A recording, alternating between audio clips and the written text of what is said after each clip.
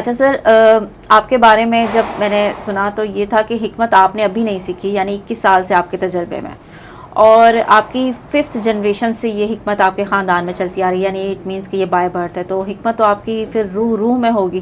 جی بالکل ایسے ہی ہے. یعنی کیسا لگتا ہے آپ کو یہ دیکھ کر کہ حکمت؟ دیکھیں کچھ چیزیں جو ورثے میں ملتی ہیں نا انسان کو، اور اس کے بعد پھر اس کے اوپر مکمل طور پہ کاربن رہنا، آگے اس کی اسٹڈیز کرنا، اس کا مزید انہینس کرنا، مزید اس میں بہتری لے کے آنا، تو یہ شروع سے ہی میں کہوں گا ہمارے خاندان کے اندر جتنے بھی طبیب ہیں، جو طبیب گزر چکے ہیں، ان کی بڑی محنت ہے اس میں. اس وقت حاضر اگر اتباع کی بات کروں، جو ہمارے مطلب فیملی میں چل رہے ہیں 70 کے قریب اس وقت حکماں ہوں گے جو اس وقت اس پروفیشن میں اپنی خدمات جو ہے نا وہ سر انجام دے رہے ہیں. 70 پلس حکماں میں. اچھا، اور میں ایک بات ہمیشہ کہتی ہوں کہ آپ کسی بھی فیلڈ میں ہوں تو اسٹک نہ کر دیں خود کو ڈگری لینے کے بعد. یعنی آپ کی حکمت آپ کے خاندان میں تھی تو آپ نے وہیں پہ اسٹک رکھا یا اس پہ ریسرچ کی اور مزید سیکھا، پڑھا؟ دیکھیں ریسرچ کا جو سلسلے کار ہے وہ آپ کو پتہ ہے وہ کبھی بھی نہیں رکتا. بالکل.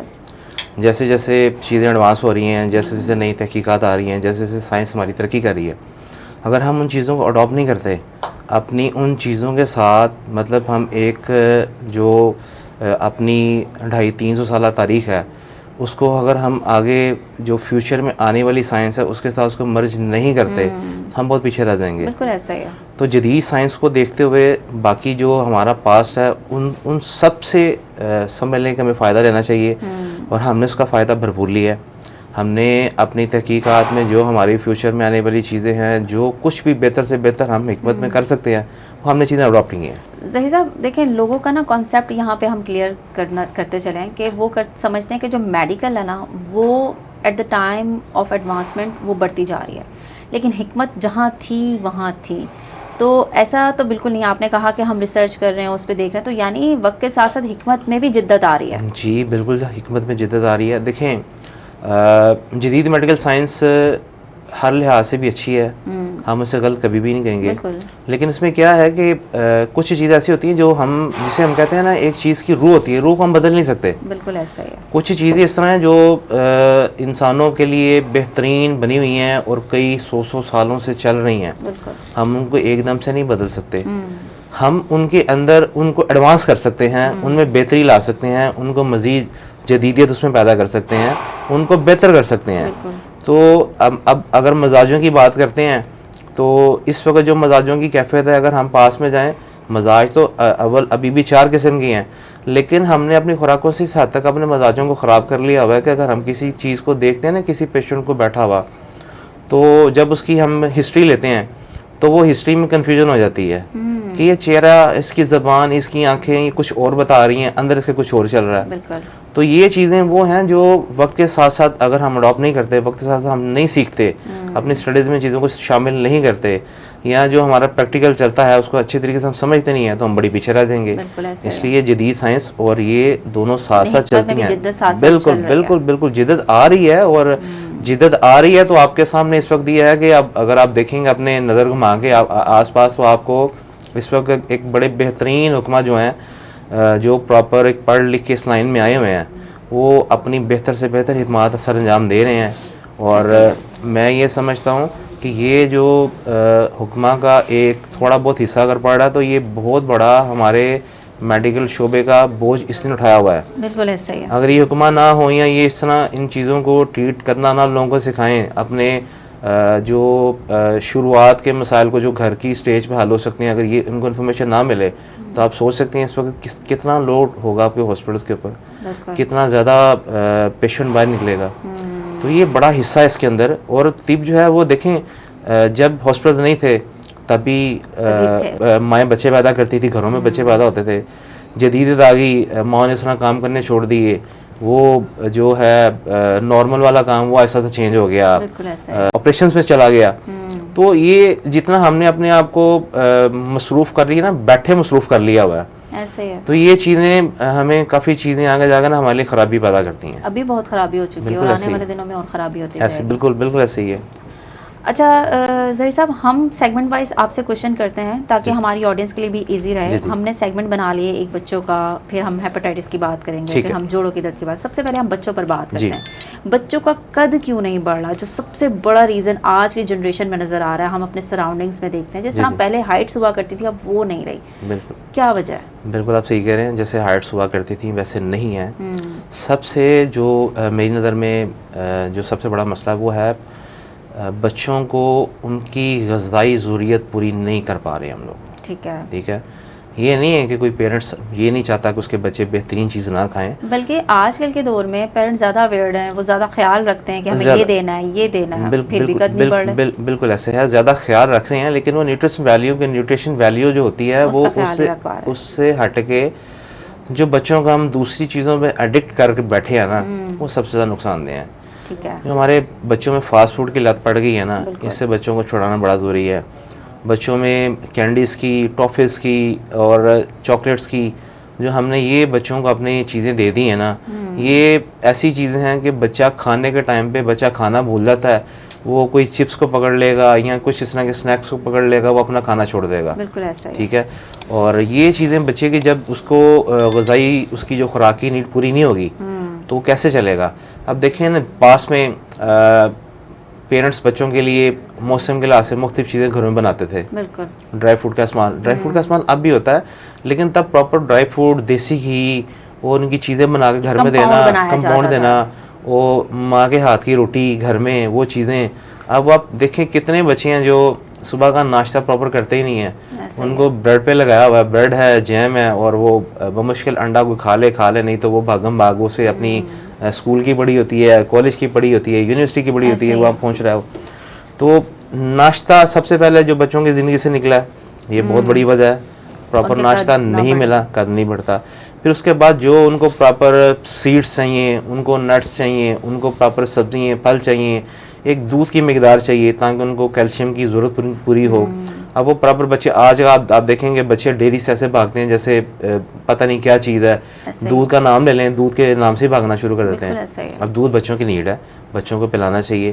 اب یہ چیزیں ساری اگر ان کو ہم کنکلوڈ کرتے ہیں نا تو یہ ساری اوور آل نکلتی ہے بچوں کی جب غذائی نیڈ پوری نہیں ہوگی تو ان کے گروتھ کے ہارمونز رک جائیں گے یا سلو ہو جائیں گے، قد دیر سے نکلے گا. تو سب سے پہلے تو بچوں کی غذائی ضرورت کو پورا کرنا چاہیے. ان کو مکمل ہر طرح کے پھل، ہر طرح کی سبزیاں، ان کو پراپر پروٹین کا استعمال، ان کو ایگ کا استعمال پراپر. ان کو جب چیزیں صحیح دیں گے تو بچوں کی نشو و نما بھی صحیح ہوگی. بالکل. اچھا، یہ تو آپ نے بتایا کہ پراپر ان کو نیوٹریشن نہیں مل رہی نا، بچوں میں تو نظر آ رہا ہے، لیکن بچوں میں بھی اگر ہم بوائز اور گرلز کو دیکھیں تو گرلز میں یہ ریشو زیادہ نظر آ رہا ہے کہ ان کا قد زیادہ جلدی رک رہا ہے. کیوں؟ دیکھیں بچیوں میں یہ چیز زیادہ نظر آ رہی ہے. میں نے بچوں کے لیے بچیوں میں سب سے زیادہ دیکھا کہ بچیوں میں سب سے زیادہ جو غلط عادت ہے نا، ناشتہ نہ کرنے کی ہے. بچے پھر بھی ناشتہ کر لیتے ہیں، لڑکے ناشتہ کر لیتے ہیں، یہ بچیاں خاص کر ناشتہ بالکل نہیں کرتی ہیں تو بہت لیٹ کرتی ہیں. جو ایک پراپر کھانے کا ٹائم ہوتا ہے اس ٹائم پہ کھانا نہیں ملتا. پھر سب سے بڑا مسئلہ ان بچوں میں، ان میں گٹ کے پرابلم ہو جاتا ہے. بچیوں میں بھی بچیوں میں اس سے میں زیادہ کہتا ہوں کیونکہ ایک تو جیسے جیسے ٹائم گزرتا ہے، جیسے بچوں کو اویئر کرنا چاہیے ان کے اپنے فزیکل معاملات کے حساب سے، پیرنٹس ان کو گائیڈ نہیں کر پاتے. وہ ایک ایسا سسٹم بنایا ہوا ہے کہ وہ آپ اس کو پردہ کہہ لیں، کچھ بھی کہہ لیں، بچے اپنے پیرنٹس اپنے بچوں کو پراپر سمجھا نہیں پاتے چیزوں کے بارے میں. تو اس میں بچیاں پراپر خوراک نہیں رکھتی، نیند کے ان کے بڑے مسائل ہیں، پراپر نیند نہیں لیتے ٹائم پہ، لیٹ اٹھیں گے، لیٹ سوئیں گے، ایکٹیویٹی کوئی اتنی خاص نہیں ہے، اسکرین ٹائم بہت زیادہ ہے. یہ وہ چیزیں ہیں جو بچے کی اوور آل نشو و نما کو روک دیتی ہیں. بالکل. ایک تو غذائی کمی ہے، غذائی کمی کے علاوہ سب سے بڑا مسئلہ ایکٹیویٹی کوئی نہیں ہے، اسکرین ٹائم بہت زیادہ ہے. جب بچے میں ایکٹیویٹی نہیں، اسکرین ٹائم نہیں ہونا تو کیسے اس کا قد نکلے گا، کیسے اس کا جسم بھرے گا، پھلے گا، اس میں طاقت کس طرح آئے گی.